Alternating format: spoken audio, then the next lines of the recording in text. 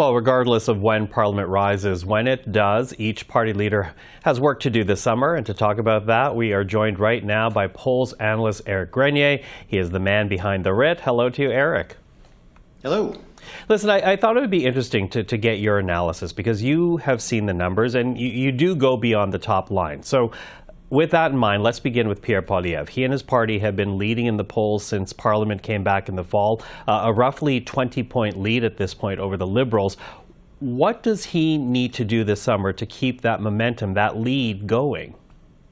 I think that's the question. It's about keeping, because the polls that we've seen over the last little while have suggested that the Conservatives have hit their ceiling, that somewhere in the low to mid 40s is about as high as they're going to go, because we haven't seen much of an increase in their support over the last few months.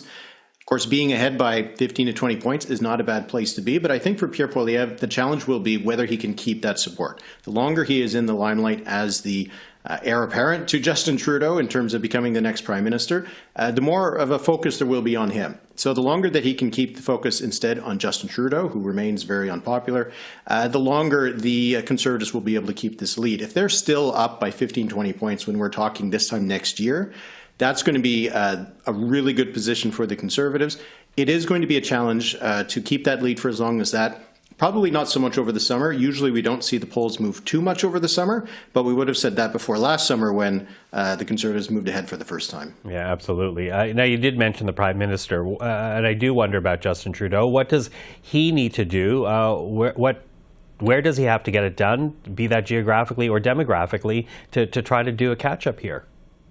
I think the biggest challenge for the Liberals is that there really isn't one demographic group that they're doing particularly well in, not one region where their support has remained all that strong. The polls that we've seen in Ontario and Quebec, where of course most of the Liberal caucus is, still not very good, that they're trailing the Bloc Québécois in Quebec. Sometimes they're in third place behind even the Conservatives in that province. And in Ontario, we haven't seen any positive momentum for the Liberals on that score. So for Justin Trudeau, he has to hope that something is going to move the dial. We have seen some indication that maybe in some polls the Liberals have hit their floor. If the Conservatives have hit the ceiling, the Liberals have hit their floor. But we sometimes do see a poll now and then, like we did from Abacus just over this past weekend, where the Liberals hit a new low. So I think that for the Liberals, it is going to be a very challenging summer. All of the indicators are going against them in terms of Justin Trudeau's own support, polling on whether there's a desire for a change of government. If the Liberals can come out of the summer a few points up from where they are right now, that is going to be a victory for them, because right now wins are hard to find for the party. Yeah, wins are hard to find. But, the Prime Minister just gave another interview where he seems once again determined to fight another election. But, a lot of people are wondering, would the Liberals do better under a different leader? That is really the biggest question that really no one has the answer to. There has been some polls that would indicate that maybe under the Liberals, under a different leader, there could be a bit of an improvement in the Liberal score, but really nothing significant. None of the leaders that we see bandied about in terms of their potential to take over from Justin Trudeau really improve the Liberal score all that much. But it's hard to make the argument that the Liberals can do a lot worse, because right now, that in some of the polls we've seen, they're only a few points up on Michael Ignatieff's performance in the 2011 election.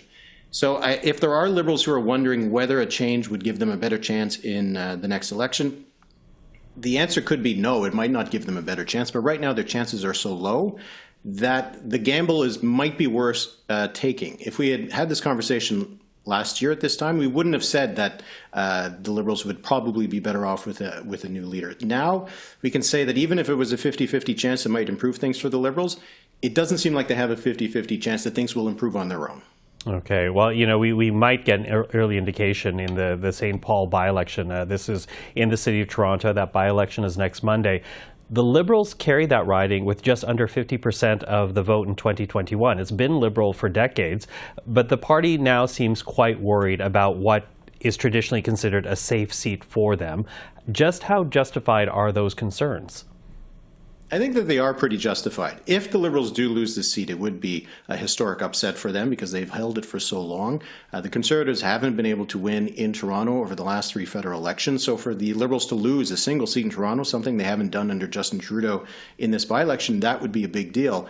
If you're looking at the swing in the polls that we've seen in Ontario, the Conservatives have gained enough and the Liberals have lost enough that the margin, that 24-ish point margin that Carolyn Bennett won in Toronto St. Paul's in the last federal election could be overtaken just by that swing in the polls. Now, by-election is always going to be a little bit more concentrated in terms of the trend line.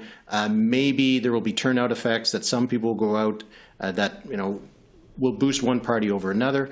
But when you're looking at the kind of numbers we've seen, it is a possibility that the Liberals could lose Toronto St. Paul's. If you look at the Durham by-election that took place just earlier this year, the Liberals underperformed their own expectations.